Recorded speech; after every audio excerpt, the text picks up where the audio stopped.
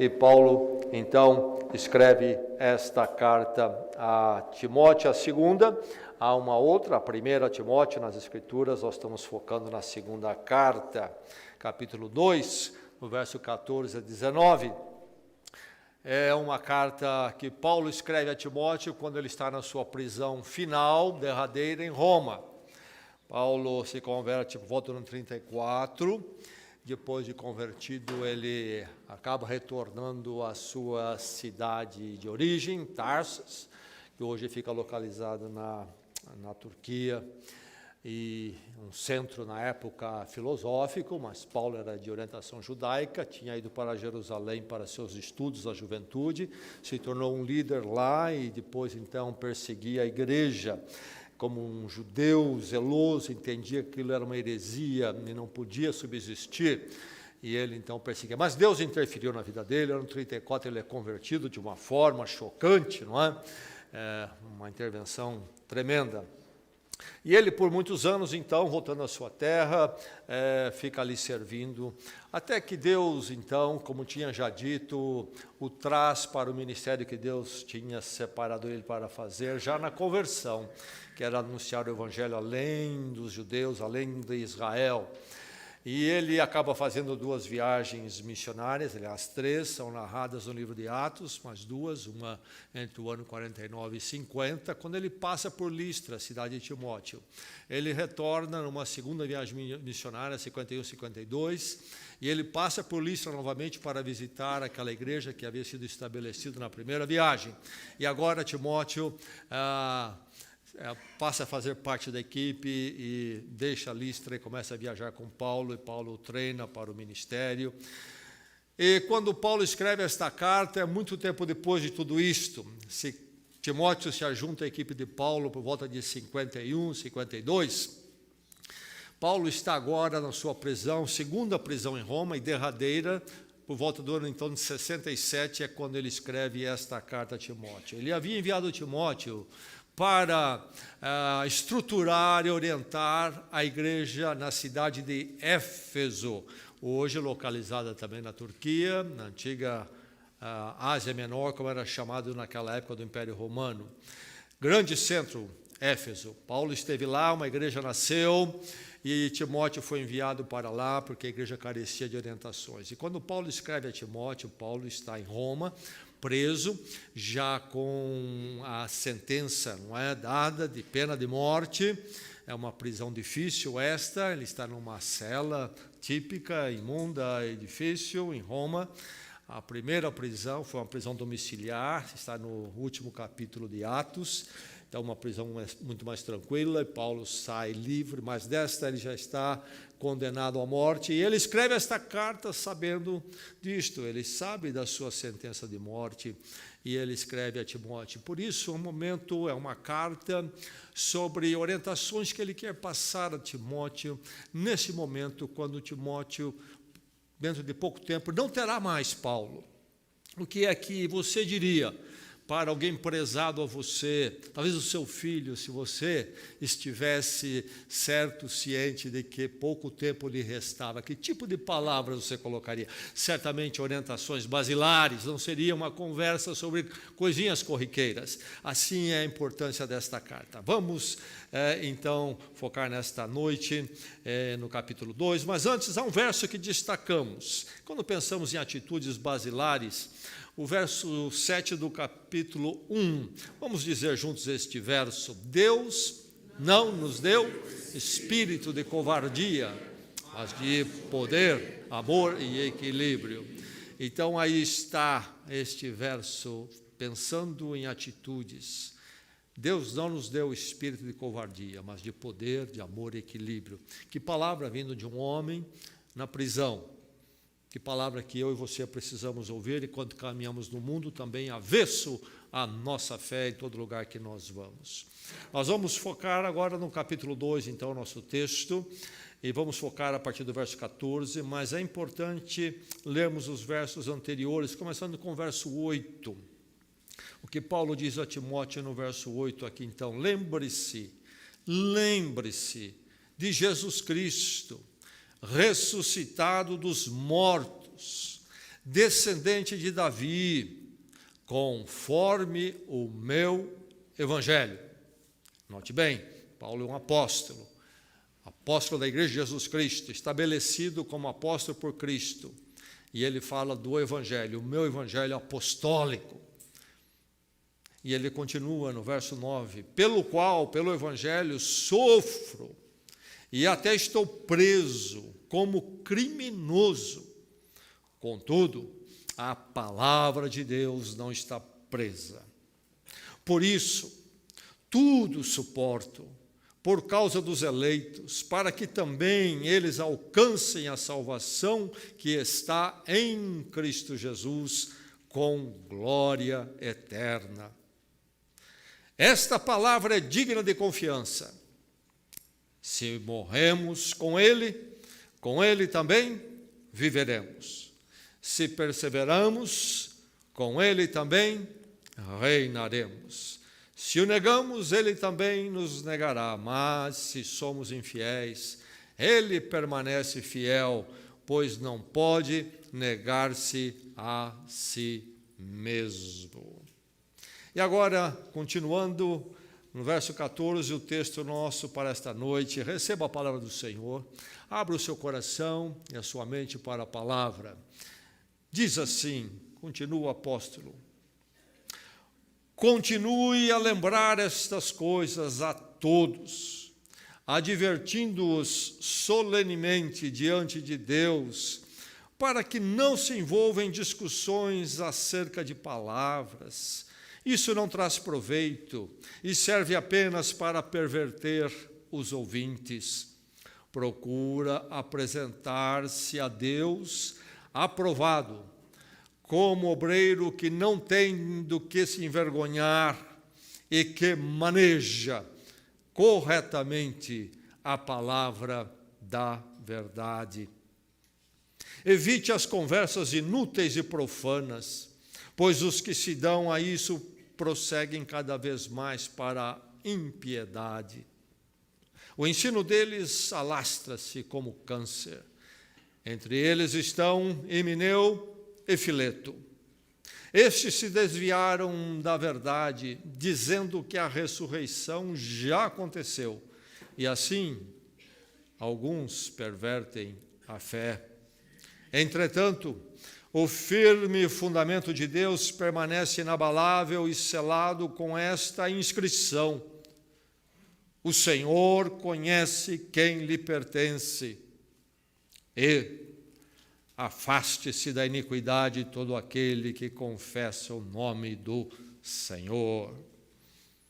Mais uma vez, quero recordar o verso 8, lembre-se de Jesus Cristo, ressuscitado dos mortos, descendente de Davi, conforme o meu evangelho. Verso 11 diz, esta palavra é digna de confiança. Se morremos com ele também viveremos. E o verso 12 diz, se perseveramos com ele também reinaremos. O verso 14, esta exortação a Timóteo: continue a lembrar essas coisas a todos, advertindo-os solenemente diante de Deus, para que não se envolvam em discussões acerca de palavras. Isso não traz proveito e serve apenas para perverter os ouvintes. Verso 15, procura apresentar-se a Deus aprovado, como obreiro que não tem do que se envergonhar e que maneja corretamente a palavra da verdade. O verso 18 diz, estes se desviaram da verdade, dizendo que a ressurreição já aconteceu, e assim alguns pervertem a fé. O verso 19 fala do firme fundamento de Deus, que permanece inabalável e selado. Duas citações: o Senhor conhece quem lhe pertence, e afaste-se da iniquidade todo aquele que confessa o Senhor. Ouvimos a palavra de Deus.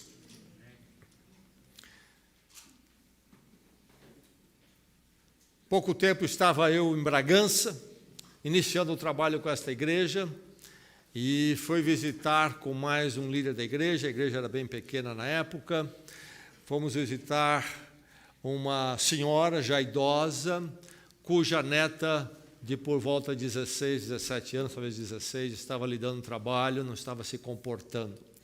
E fomos lá visitar, eu e este irmão, e sentamos na sala, e lá veio a neta, que morava com a avó, e só ela e a avó moravam naquela casa, e começamos a conversar sobre o problema da neta, e então está dando oportunidade para a avó se manifestar e a neta, mas a coisa começou a esquentar ali entre as duas, a avó já estava sem paciência com a neta, e a casa era pequenina, a sala pequena, mas eu me lembro que chega um momento que eu não me lembro o que foi que a neta falou, que a senhorinha pulou da cadeira com uma energia tremenda, do sofazinho ali, com uma energia tremenda, e havia mais do canto ali, já, a cozinha já era em seguida, uma vassoura, ela passou a mão na vassoura e partiu para cima da neta com o cabo da vassoura.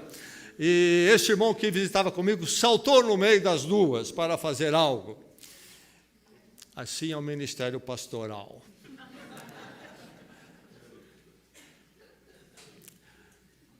Uma vez foi chamado também, estou falando aí de mais de 25 anos atrás, por volta de 10 horas da noite, um casal que estava começando a frequentar a igreja, tinha muitos problemas, e pediram, veio o telefonema, vem aqui agora, precisando da sua ajuda, e cheguei lá na casa, a coisa estava feia. Um estava no quarto, outro na sala, e os dois filhos ali chorando, e aí eu chegando, quem estava no quarto veio para a sala. Aliás, quem estava no quarto era o marido, camisa toda rasgada, ele arranhado, um pouco de sangue. Ele chegou em casa e a coisa ferveu e se atracaram ali. Nós sabemos que argumentações e debates podem sair fora do controle.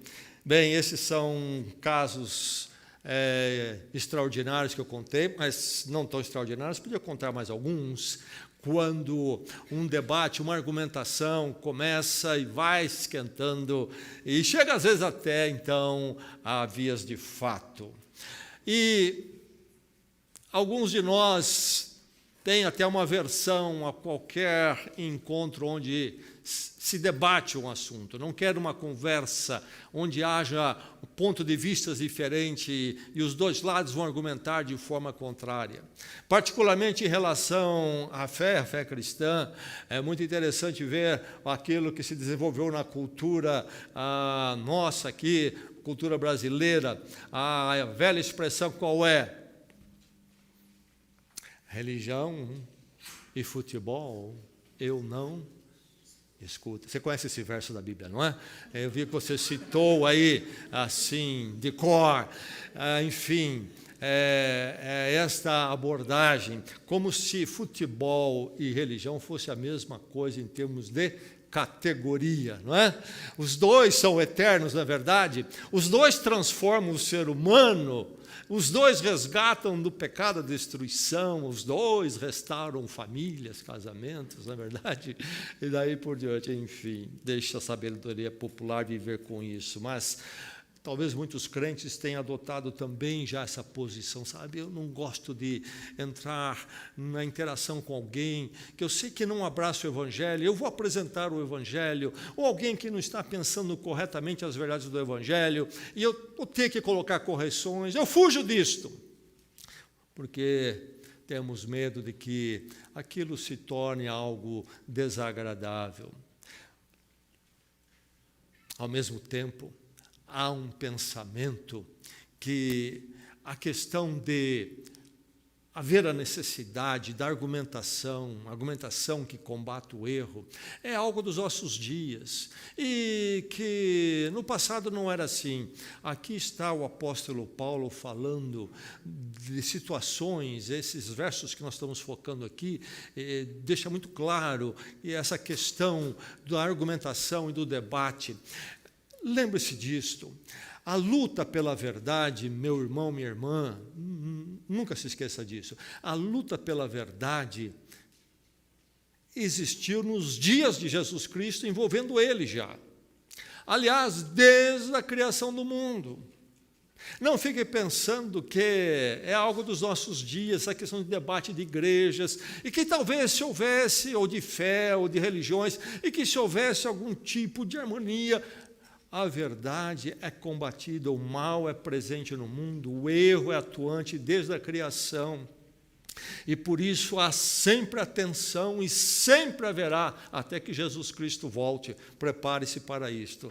Mas aqui o apóstolo Paulo fala aos irmãos ali no passado, particularmente a Timóteo, mas como ele coloca aqui, transmitir a todos, isto é, a igreja toda, é uma palavra apostólica para mim e você, nos dá algumas direções sobre essa questão da argumentação e que nos ajuda bastante enquanto vivemos no mundo, avesso ao evangelho, ou que tem ideias religiosas, ou até pensa que entende da fé cristã e coloca ideias absurdas, e nós temos que entrar com a contra-argumentação, mas isso inclusive acontece também porque o diabo não dá folga, o erro é atuante, não há folga mesmo dentro das igrejas, campo evangélico, até mesmo lidando com pessoas em movimentos que se dizem cristãos, temos que entrar com argumentação, porque o erro pode estar ali também. E aí o apóstolo Paulo nos orienta aqui nesta noite, sobre uma argumentação edificante. Pensarmos em como argumentar, de forma não que caminhe-se para momentos desagradáveis, no sentido de uma agressão, desrespeito, mas como temos uma argumentação edificante. Certamente há muito mais a ser dito isto, mas a palavra de Deus aqui coloca algumas coisas fundamentais, algumas atitudes que eu e você precisamos aprender. Quando nós pensamos em argumentar, é preciso que nos concentremos na verdade. Meu irmão, quando você pensa que há esse embate entre o erro e a verdade, entre o evangelho e as trevas, e onde você vai, no seu trabalho, no meio dos parentes, isso sempre se manifesta em colocações que às vezes nem tem a ver com a fé ou a religião, mas com relação à questão de vida, valores, esta tensão sempre presente. Lembre-se de se concentrar na verdade. A expressão aqui no verso 15 que ele usa é a palavra da verdade. Do que é o que ele quer dizer com isto? É a doutrina apostólica, é a palavra de Deus que nós temos aqui. Esta é a palavra da verdade. E ele então diz que nós precisamos recordar sempre. Se nós vamos concentrar na verdade, na palavra da verdade, nós precisamos sempre nos recordar dela, não perder de vista, não deixar ela se apagando em nós, em nossa mente e coração. O verso 14 tem a exortação: continue a lembrar essas coisas a todos. Continue a lembrar essas coisas a todos. Que coisas? Que coisas? A palavra da verdade. Que coisas no contexto? No verso 8 ele fala o quê? Lembre-se de Jesus Cristo. Jesus, homem entre nós, nome de nascimento, mas também alguém que pôde portar e portou porque era o Cristo. Jesus Cristo. E aí, então, Jesus, nascido como homem, Deus conosco, vai à morte. Ele é ressuscitado dos mortos. Então Jesus, aquele que vive para sempre, porque primeiro passou pela cruz. Se ele ressuscitou, é porque primeiro ele morreu na cruz. Mas ele vai dizer, conforme o meu evangelho, conforme o evangelho apostólico. Então continue a lembrar essas coisas a todos. A verdade do evangelho, a verdade da palavra de Deus, a obra de Deus em Cristo. Continue a lembrar essas coisas a todos. Que mais? O verso 11 e 13, exatamente antes diz, se morremos com ele também viveremos. Se perseveramos com ele, também com ele reinaremos. E entende-se que este era um cântico que a igreja cantava naqueles dias de Paulo. Então, esse concentrar-se na verdade e na palavra, precisamos primeiramente estar nos orientando por isto, porque há erro aqui, há mil ideias à nossa volta, e podemos começar a girar em tudo isto, ou até nos desanimar. Então, o que fazer? Concentre-se na verdade, encha-se da verdade, continue a lembrar essas coisas sempre a você, volte-se à palavra vez após vez, através do se colocar debaixo da pregação, através dos estudos e palestras que a igreja oferece, através de você mesmo ter na sua vida tempo para isso, individualmente, na sua privacidade. Mas agora, tome cuidado quando falamos em concentrar na verdade. Eu já citei que a luta é antiga. Como é que era nos dias de Paulo? Vamos ao verso 15, este verso muito conhecido. Procura apresentar-se a Deus como aprovado, como um obreiro que não tem do que se envergonhar e que maneja bem, corretamente a palavra da verdade. Então, aí está ele falando a Timóteo sobre essa categoria do obreiro, isto é, daquele que atua na liderança no reino de Deus, como pastor ou outra categoria, mas principalmente pastores, este que é fidedigno, esta categoria fidedigna, este que é genuíno, realmente é este aprovado, que não tem do que se envergonhar e que maneja bem a palavra da verdade. Note aí, então, que os pastores de liderança devem ser mestres da palavra. E ele usa esta palavra que colocaram na nossa língua, maneja bem a palavra da verdade. Maneja. E literalmente no original é cortar, aquele que corta em linha reta e não linha torta. Este, então, que sabe como caminhar com a palavra, como ela é exata, como exatamente ela é a palavra de Deus. Mas se há a categoria daquele que é fidedigno, e aqui Paulo descreve quem é este que é fiel à palavra, que sabe o conteúdo da palavra, sabe expor a palavra, sabe ensinar a palavra.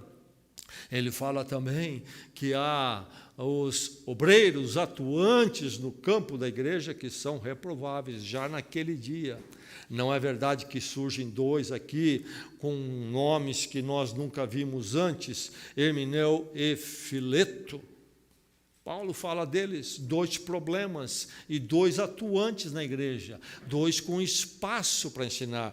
Crentes estavam dando atenção para eles, e é impressionante isso, como crentes muitas vezes dão atenção a quem não deveriam dar, pessoas que têm uma habilidade para apresentar-se como palestrantes da fé, etc. Paulo diz sobre eles no verso 18, eles se desviaram da verdade. Eles se desviaram da verdade. Então veja que eles não estão negando Cristo absolutamente, não é que eles estão negando a palavra de Deus, mas estão desviados. E o termo aqui quer dizer, eles erram o alvo com relação à verdade, eles não atingem a verdade, eles ficam aquém como aquele que lança uma flecha e quer acertar o alvo, na mosca, e a flecha não acerta, quem sabe cai ou vai lá para o outro lado e erra totalmente o alvo. São pessoas que estão aí se dizendo mestres, e nos nossos dias propagar qualquer coisa é tão fácil porque nós temos a internet. Toma cuidado, meu irmão, toma cuidado. Há obreiros reprováveis, eles gostam de atuar, eles gostam da atenção que eles têm, eles gostam de ser importantes, eles acham que são entendidos, mas não manejam corretamente a palavra da verdade. E isto não é novo. Nos dias de Paulo, lá em Éfeso, Timóteo tinha um problema, o pastor Timóteo estava com um problema lá, tinha Hermineu e Fileto, e as pessoas estavam dando ouvidos a eles. Agora, isso se aplica a você como crente e a mim também, como discípulo de Cristo. Eu e você precisamos também manejar bem a palavra da verdade, crescermos e entendermos a palavra, e entendê-la corretamente. Alguém já disse, me dê uma tesoura, me dê a Bíblia e diga a religião que você quer, que eu monto uma em cima da Bíblia. Toma cuidado, você precisa conhecer a palavra. E aí você precisa distinguir os mestres. Se você vai se concentrar na verdade, quem é que eu estou ouvindo? Quem é que eu estou ouvindo? É alguém aprovado diante de Deus? É alguém que não tem naquilo que se envergonhar? Como é que é a vida dele? Como é que é o testemunho? Conheço essa pessoa realmente? Esse que prega, eu sei como é que é a vida dele, e ele maneja bem a palavra da verdade. Essa é a responsabilidade minha e sua, enquanto discípulos de Cristo. Precisamos todos nós crescermos também na palavra, e podermos distinguir mestres, e darmos ouvidos àquele que é fidedigno. Não concordo muita coisa, mas eu acho muito interessante o que ele fala. Eu ouço isso tantas vezes. É lamentável. Parece que estão pregando o Evangelho, mas não estão. Citam a Bíblia, mas de forma distorcida, e você não faz a distinção. Cuidado, é preciso se concentrar na verdade, isto é, a sua orientação nos embates, quando o erro se manifesta, deve ser uma orientação muito segura na verdade, porque você ouve a exposição correta, ouve quem maneja bem, e você procura conhecer a palavra, e você se mantém aquilo que é da ortodoxia do Evangelho apostólico. Continue a lembrar essas coisas a todos. Lembre-se de Jesus Cristo, ressuscitado dos mortos, morreu numa cruz, vive para sempre, filho de Davi, descendente de Davi, conforme o meu Evangelho. Se morremos com ele também viveremos, e assim vai a vida cristã e a verdade de Deus. Mas, concentrado na verdade, afaste-se da insensatez, nos embates, nos encontros. Preste atenção se a conversa não se tornou insensata. Não seja presa de uma conversa insensata. Se você percebeu que a conversa é insensata e você não tem o controle ou a possibilidade de resgatar a sensatez da conversa, não se desgaste na conversa insensata. Perceba isto. Houve um pensador, é conhecido, já citei ele algumas vezes, pensador inglês chamado Chesterton. Os livros dele são bem conhecidos aí nas esferas intelectuais. Foi um cristão, pensador, arguto. Uma vez ele disse: já perguntamos todas as perguntas que poderíamos perguntar. Está na hora de pararmos de fazer perguntas e começarmos a buscar respostas. Uma vez conversei com um jovem que ele tinha uma porção de enroscos emocionais, etc. E depois de diversas conversas, aconselhamento com ele tinha passado já algumas terapias, e ele é muito inteligente. E conversando com ele, a um dado momento, me dei conta de como ele voltava a certas coisas e trazia análises e argumentações em relação a ele mesmo. Até que um dia eu perguntei para ele: você parece que não quer realmente enfrentar o seu problema. Você gosta muito de falar do seu problema. Ele disse para mim: é que eu acho muito interessante as concatenações. Não quero realmente conhecer a verdade, só quero ficar falando disso aí. Tome controle, veja que a conversa seja sempre sensata, produtiva. Paulo adverte com relação a polêmicas inúteis aqui, você viu? Evite discussões de palavras que não traz proveito, serve apenas para perverter ouvintes.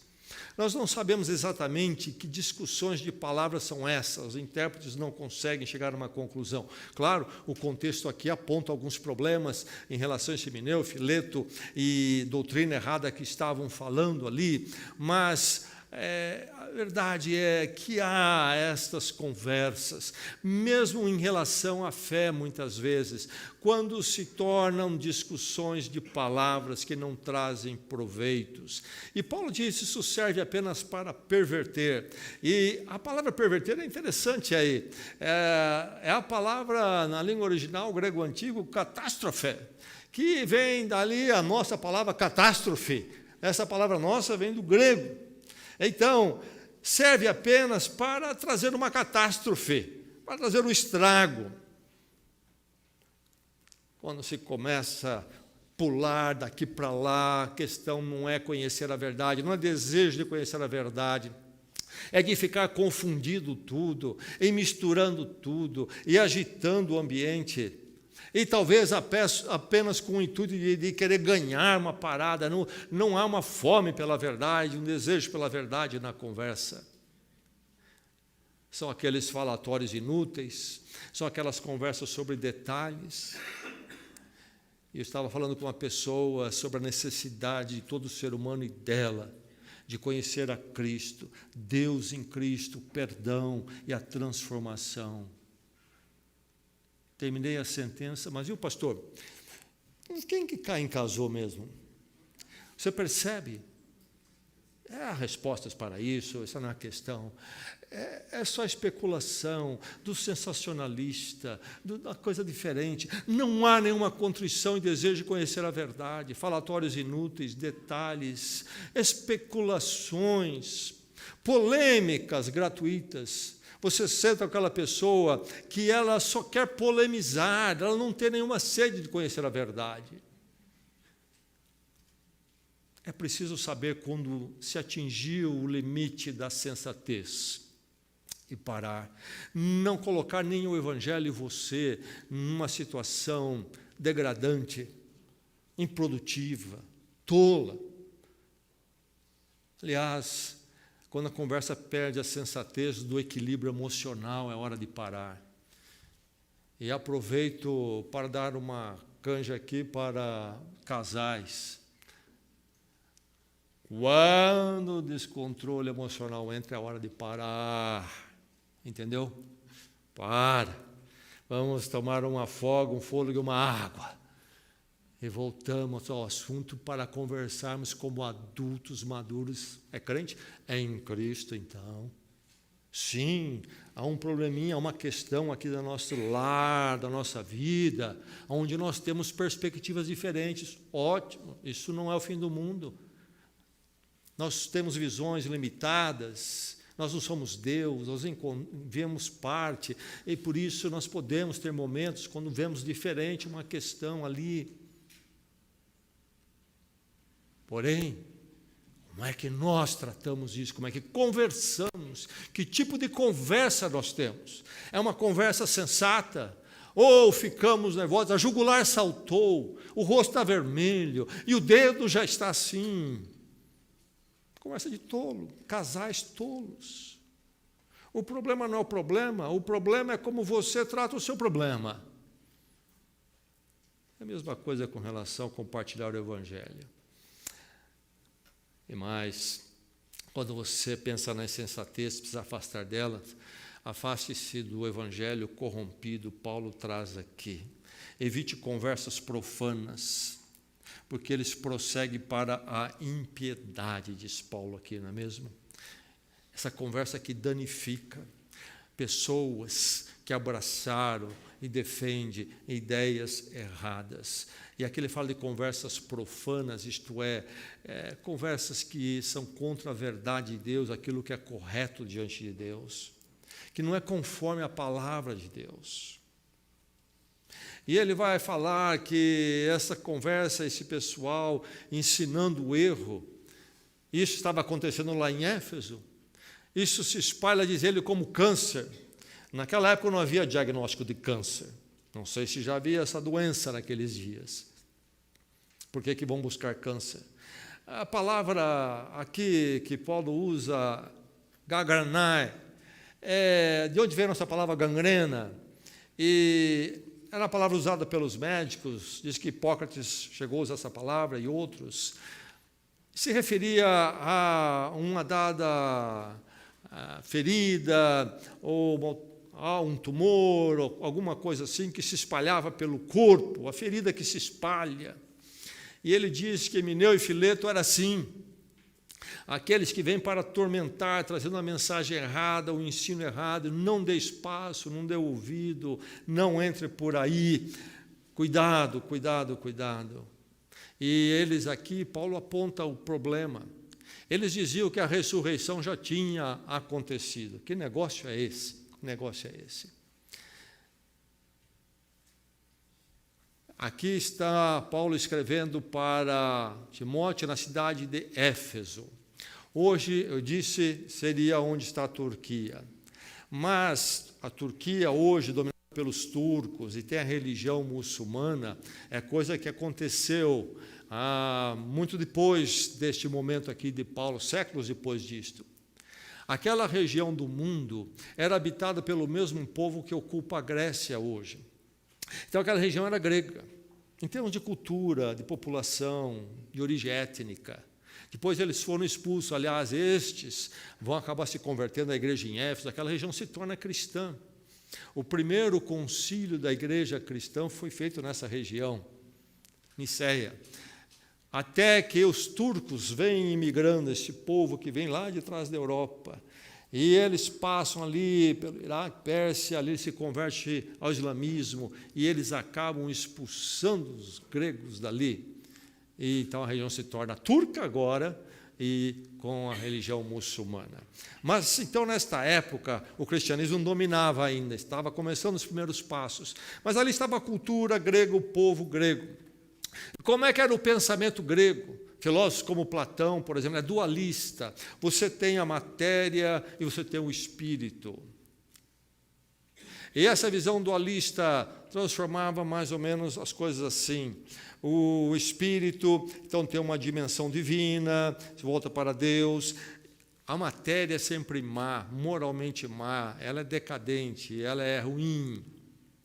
E aí, então, o que eles pensavam? Precisamos, então, de uma salvação espiritual. O corpo esquece. Eles não tinham visão da criação. O ser humano criado à imagem e semelhança de Deus, fisicamente, espiritualmente também, como algo holístico. Eles não tinham esta ideia. Era uma ideia pagã, filosófica, dessa dualidade. E as expressões religiosas, então, que surgiam, trabalhavam com essa dualidade. E elas eram muito voltadas para buscar resgatar, através ali das suas liturgias, seus conhecimentos, a dimensão espiritual. E aí, com relação ao físico, tinha duas vertentes. O que fazer com o físico? Com o meu corpo. Duas vertentes. Alguns pensavam assim, olha, o que se salva, o que nós estamos resgatando aí, não é? É o espírito. E o que você faz do corpo? O corpo não tem nada a ver com a salvação. O que você faz do corpo, pouco importa. Então, vida devassa. Do outro lado, havia aqueles que interpretavam diferente. Buscar o espírito e o corpo sendo mal, precisamos entrar, então, numa vida onde nós vamos sacrificar o corpo, nós vamos buscar todo tipo de controle, etc. E essas ideias contaminavam a igreja ali. E quando Emineu e Fileto estão pregando isso que está acontecendo naquela igreja, o problema principal que Paulo trata aqui, que leva ele a escrever isto, era que essa ideia tinha entrado na igreja e sido cristianizada. E aí eles diziam que, como o corpo é mau, ele não será ressurreto. E Cristo ressuscitou, nós já ressuscitamos com ele espiritualmente. Por isso que Paulo diz no verso 8, quando ele diz no verso 14, lembra destas coisas e remete principalmente ao verso 8, ele diz o quê? Lembre-se de Jesus Cristo, descendente de Davi, ressuscitado dentre os mortos. A doutrina cristã não conhece esse dualismo. Aliás, muitos dos movimentos monásticos, a pessoa se retirar para um lugar, como um mosteiro, um convento, nasceu de uma visão assim, que você castiga o físico, para você então salvar o espiritual. A verdade é que Deus criou o ser humano na sua totalidade. Nós somos físico e espiritual, mas de uma forma holística, total, e tudo é uma criação de Deus. E a restauração da nova criação, restauração da criação caída, é uma que será também com o corpo glorificado. Por isso, quando Cristo ressuscita, meu irmão, minha irmã, ele ressuscita em corpo. Na interpretação por aí, não, ele ressuscitou em espírito. As pessoas acharam que era corpo. Não era corpo, coisa nenhuma. Esse é o ponto de Paulo. Deus está resgatando a sua criação. Em Cristo ele está fazendo isso. O novo homem, a nova criação. e nós seremos ressuscitados plenamente. Sim, ele fala do corpo transformado, 1 Coríntios, a carta da igreja de Corinto, a primeira delas, capítulo 15, ele explica lá com diversas metáforas, isso é muito interessante. E o fato histórico de Jesus Cristo é que ele ressuscita em corpo. Ele chega a comer com os seus discípulos depois da ressurreição. Ele diz a Tomé: coloque aqui a sua mão no lugar onde os cravos me perfuraram. Mas ele vai dizer também que na sua ascensão, ele vai ao Pai, ele será então alguém que vai partir para o corpo glorificado.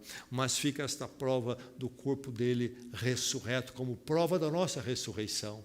Porque se fosse ele apresentado primeiramente a nós no seu corpo glorificado, íamos dizer: olha, não é o caso realmente. Ou foi algo fantasmagórico aí, alguma coisa assim. Não, é uma ressurreição física, inclusive espiritual, mas física, de Jesus Cristo. O poder de Deus demonstrando que ele pode resgatar a sua criatura caída e pode então me resgatar, eu, criatura dele, na minha totalidade. Enfim, aí está esse problema lá, essa corrupção do Evangelho, essa corrupção da mensagem apostólica, e por isso Paulo vai colocar esta palavra aqui contra eles: Jesus Cristo ressuscitado dos mortos. Se morremos com ele viveremos. É preciso se afastar, então, de toda insensatez, estas polêmicas inúteis, este ficar ouvindo o evangelho corrompido. Mas quando nós pensamos na argumentação edificante, na tratar uns com os outros sobre a verdade do evangelho, com aquele que não crê, nós podemos ficar um pouco desanimados. Nós podemos ficar desanimados em relação a nós mesmos. Nunca se esqueça, meu irmão, que nós somos instrumentos de Deus para propagar, falar desta verdade, anunciar, como anunciar a nós um dia, anunciamos a outros. Mas nesse trabalho, que às vezes parece tão longe, tão impossível para nós quanto seres humanos, e os embates são difíceis, a forma que as pessoas reagem é difícil, o engano está por aí em tantos lugares, em chamadas igrejas, chamados pregadores, religiões fundadas em nome de Cristo. Em tudo isso aí podemos ficar desanimados. Não se esqueça que o resultado está garantido. É o que ele diz no verso 19. O fundamento firme. O fundamento está firme e está inabalável. Então, que fundamento aí é este? Quando lemos o contexto, ele está falando da igreja aqui. A igreja que o Senhor estabeleceu está firmemente estabelecida, é inabalável. A igreja, isto é, esta obra na qual estamos envolvidas, e caminhando no meio de tantos embates, meu irmão, todas as conversas, todas as oposições, todo trabalho contra, todo trabalho diabólico para confundir, para denegrir, para corromper, para alterar, na verdade, todo esse trabalho não prevalece. A igreja, eu e você, vamos permanecer sempre firmes, porque estamos nas mãos do Senhor, diz ele aqui. Ele diz o seguinte: estamos selados, não é? No verso 19, a igreja está selada, e aqui era o selo de propriedade que se usava naqueles dias, aquilo que se colocava para dizer: este pertence a ele. Então, nós estamos selados, a igreja, eu e você que realmente estamos no Evangelho, se morremos com ele viveremos. Nós temos uma luta, um debate, uma argumentação, meu irmão, onde o nosso lado vai vencer sempre. Jamais será derrotado. Permanece eternamente. A garantia é: o Senhor conhece. Não é isto que ele diz aqui? O Senhor conhece. O firme fundamento de Deus permanece inabalável e selado com essa inscrição: o Senhor conhece quem lhe pertence. O Senhor sabe. As argumentações, os embates com a verdade, tantas vezes sentimos pequenos até para fazer a argumentação devida, para apresentar e colocar o Evangelho. Nossa limitação não é o que vai sustentar a nossa vida A nossa vida com Deus em Cristo é a vida eterna. Não é isso que vai sustentar a sua igreja, a sua obra. O Senhor conhece quem lhe pertence. É dele esse conhecimento. E Ele sabe quem nós somos. Agora cabe a nós o quê? Ele coloca algo mais. Afaste-se da iniquidade todo aquele que confessa o nome do Senhor.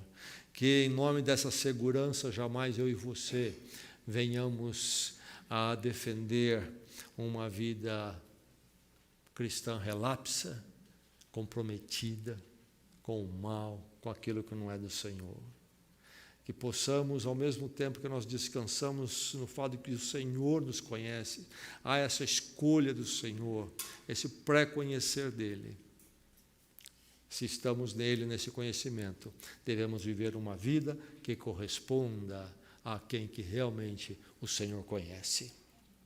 Que eu e você possamos continuar argumentando de forma sábia o testemunho do Senhor, sempre concentrados na verdade, conhecendo a verdade para poder discernir o erro da verdade e apresentar a verdade, mas nunca descansando em nossas forças, mas no Senhor, no resultado que Ele garante, e possamos assim viver no meio deste mundo, onde o Senhor nos colocar, naquele desafio do ambiente do trabalho tão corrompido, quem sabe, no meio dos parentes tão avessos à fé, tão opostos, ou em qualquer outra convivência, eu e você possamos sempre sermos aqueles que têm a palavra que edifica, porque temos a palavra eterna do Senhor em nossa mente e coração.